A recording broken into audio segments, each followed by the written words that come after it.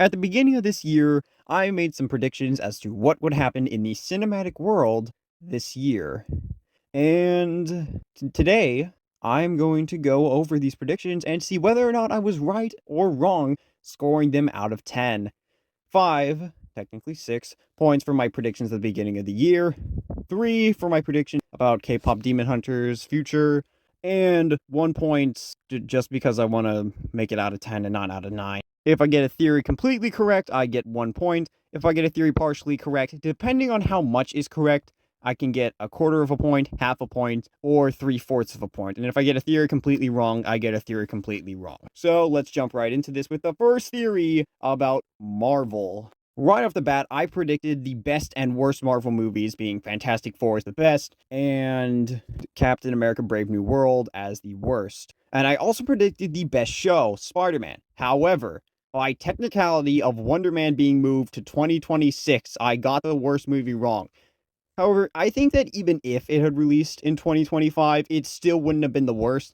I mean, I saw like half of Eyes of Wakanda, and that art style looks pretty bad, and the show is kind of eh. Prediction number 2 was that a Minecraft movie would either suck and get a sequel, or explode and not have a sequel announced this year. And looks like another Minecraft movie is confirmed, and yeah, I was wrong. However, I'm giving myself a quarter of a point because I technically did call Alex being in the post-credit scene.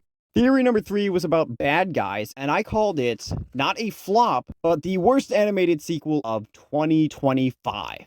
And technically, this was wrong, because SpongeBob SquarePants the movie has a critic score of around 80 and an audience score of like 70.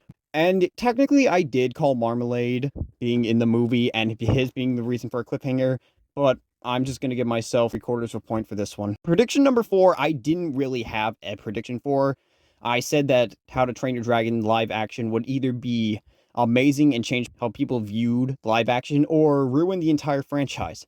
Neither one happened, so I have to give myself 0. But I thought the movie was pretty good. I love Gerard Butler. But going back to Bad Guys 2 real quick, I was surprised with how it turned out. It wasn't bad.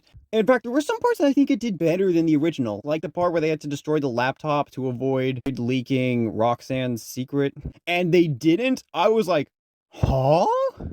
Like, this movie has stakes? Something most Disney movies don't have? It was pretty good. But yeah, I give myself 0 points for the How to Train Your Dragon. And now going on to the next one, I said that DreamWorks movies would perform the best this year, and yeah, I was wrong. Sony released the sensation that was K-pop Demon Hunters. So I have no idea how much that movie made, but it probably made more than those other 3 movies combined. Now, before I go on to my 3 K-pop Demon Hunters predictions, yes, I got the month July right as the month with the most stuff produced in it. But technically, that's not really a prediction, that's just common thinking, so I'm preventing myself from doing this next year. Now, moving on to my 3 K-pop Demon Hunters predictions, I'm going to cover the first 2 together. A lot of rumors have been flying around, one of which I was glad to hear being a Broadway show. Unfortunately, at the moment, there has been no confirmation that K-pop Demon Hunters is going to Broadway. This is just fans wanting it to go to Broadway. And K-pop Demon Hunters 2 and 3, thankfully, don't appear to be coming out within the next 5 years, because they've basically confirmed that K-pop Demon Hunters 2 is coming out in 2029. Thank goodness.